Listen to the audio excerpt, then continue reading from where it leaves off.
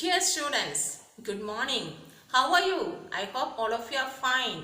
What about the last class? Did you understand the lessons? Did you complete the notes? I hope all of you finished the notes. Okay? Then we conducted the class test and almost all students, they wrote it well. Okay, the remaining you have to go through the lessons once again and any doubt you have to clear that. Okay?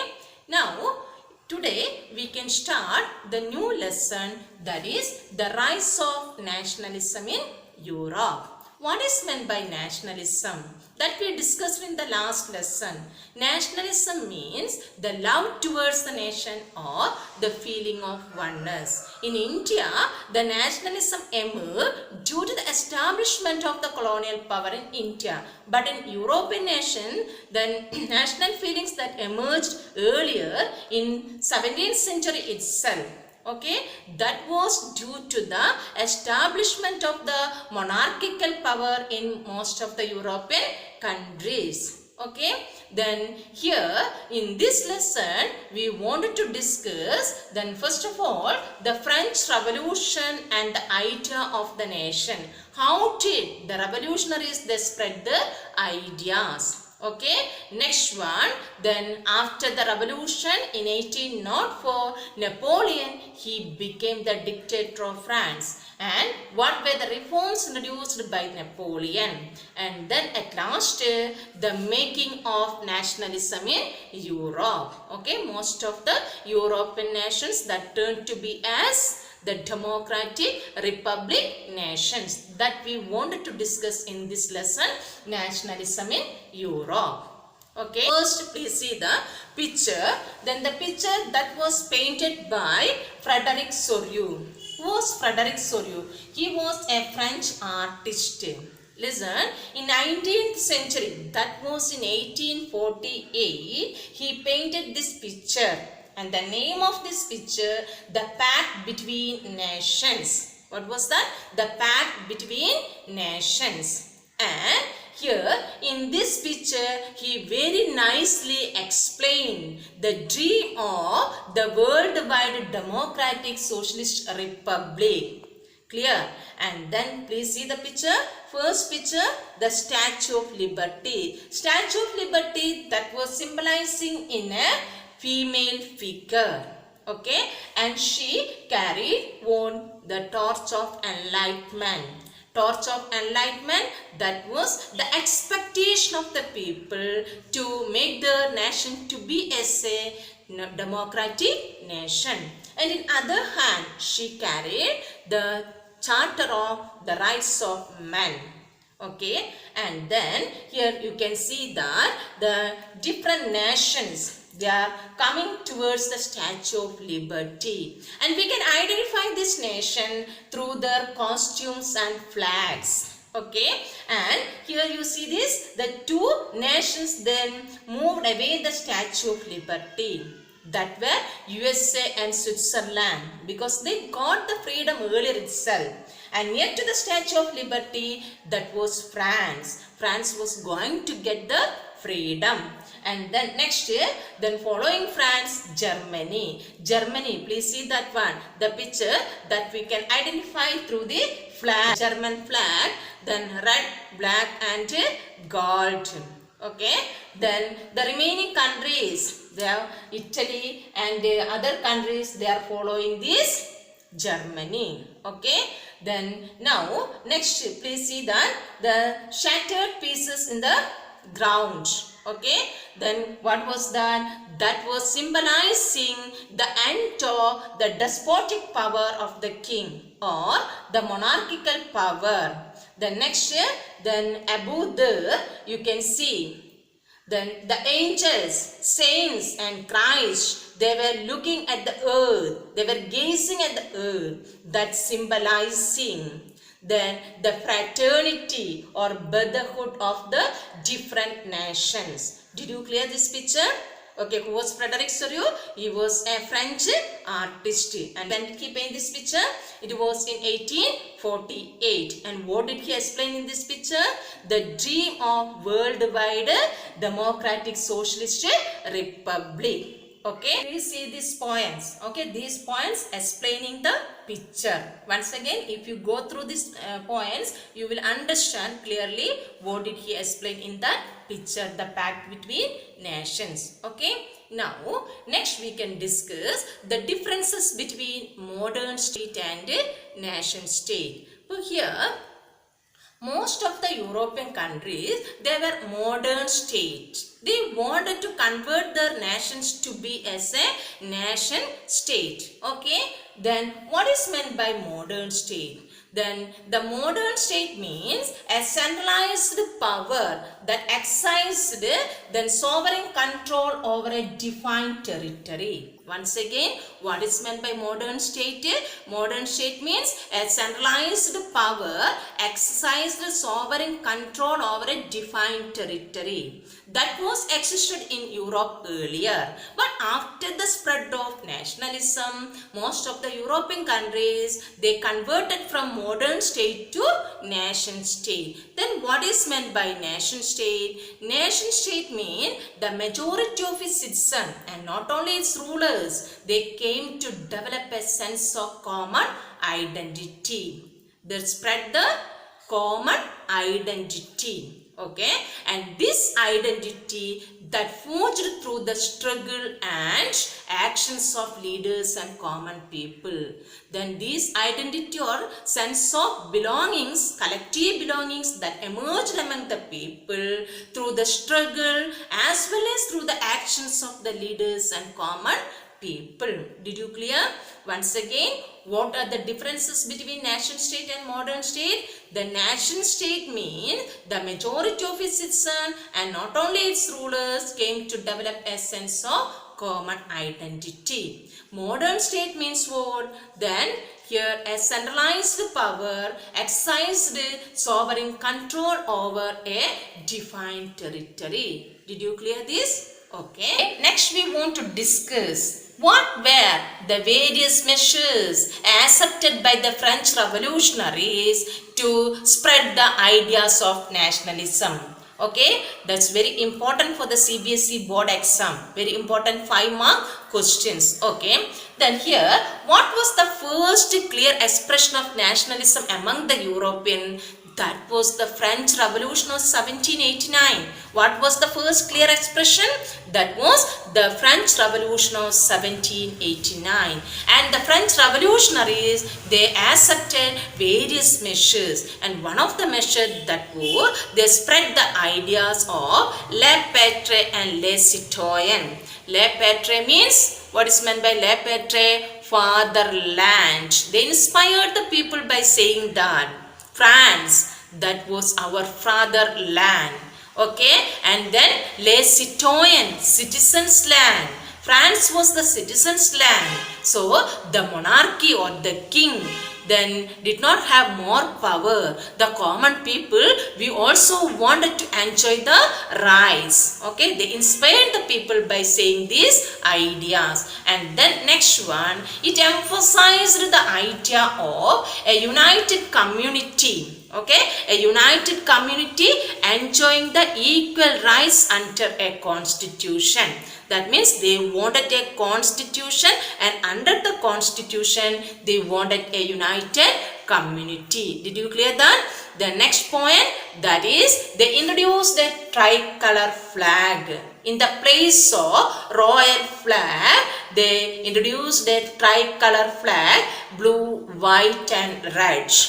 The next point, the Estates General that we discussed the last year, 9th standard, you studied that French Parliament's name, Estates General. That Estates General was renamed as National Assembly. Listen. The next, they composed new hymns, or new hymns were composed and martyrs were commemorated. Martyrs were commemorated and oaths were taken, all in the name of the nation. Okay, next they introduced a centralized administrative system. The French revolutionaries, they introduced a centralized administrative system. Next point, internal customs duties and dues were abolished. Okay, within the country itself, then they imposed certain customs duties for carrying the goods from one place to another that were abolished, and a uniform system of weights and measures that was introduced. Uniform system of weights and measures. That means then in different cities they followed the different units of weights and measures. So it was very difficult for the businessman to carry the goods from one place to another and to calculate the prices of the goods.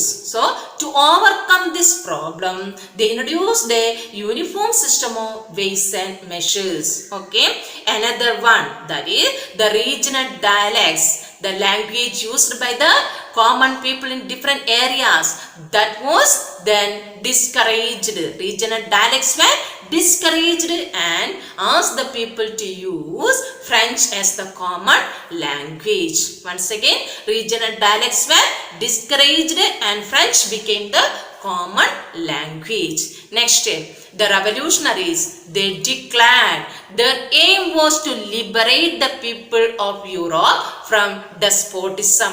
Not only the France, they wanted to liberate the entire European nations from the monarchical power. Did you clear? Then next, then please see the chart. Okay, is explaining, very nicely explaining what were the ideas forward by the revolutionary to spread the ideas. Did you clear this chart? Okay, that we already informed you to prepare the mind mapping of the first lesson. Okay, I think all of you prepared like this. Please see this one, important points explained here. Okay, then next we want to discuss how did the ideas of the French revolutionaries that spread to the different areas. From France, the ideas that spread to the different European nations, and they also started to introduce, or they also started to form their own political clubs like that of Jacobin clubs in France. Jacobin club, did you remember that? Ninth standard we discussed that. It was one of the most important political club organized by Robespierre. Okay, like that many political clubs were organized in other European countries also. And the French armies, they began to carry the ideas of nationalism to abroad or the different countries. Okay, did you clear that? Then next part, that is the Napoleonic Code or the Civil Code of 1804. Last year, after the French Revolution that we discussed, did you remember the 9th standard? Then in 1804, Napoleon, he became the dictator of France. And then after he became the dictator of France, he introduced many reforms in France. That we wanted to discuss in this part, the Civil Code of 1804 or Napoleonic Code. Okay, and now please listen what were the reforms introduced by him. The first point, Napoleon, he destroyed the democracy in France, but at the same time he introduced many very good administrative reforms. Then okay, did you clear that? Napoleon, he destroyed democracy, but at the same time introduced many very good administrative reforms. Then first point, he abolished all privileges based on birth. For earlier in French society, then the privileges were enjoyed by the first and second estate. Third estate people, they did not have any privileges. That was abolished by Napoleon. And next point, he established equality before law and secured the right to property. In front of the law, all citizens were equal, not on the basis of the estate, first, second or third estate. And then he allowed the people to secure the right to property. Okay. Next, he simplified the administrative division. Simplified the administrative divisions and abolished the feudal system and freed the peasants from manorial dues and serfdom. Okay, you know, then under the feudal system, the peasants were forced to do the work, but they didn't get any profit. Profits were taken by the landlord. That was abolished by Napoleon. Next, another point. Guild restriction that was removed from the town. In town area, there existed the guild restriction. What is meant by guild restrictions? The guild restriction means the group of merchants. Guild means the group of merchants. They did not allow the new merchants to do the business. They only had the right to do the business. That was abolished by Napoleon. The next is the peasants as well as the artisans, workers and businessmen all enjoyed new type of freedom. They businessmen by reducing the uniform system of weights and measures.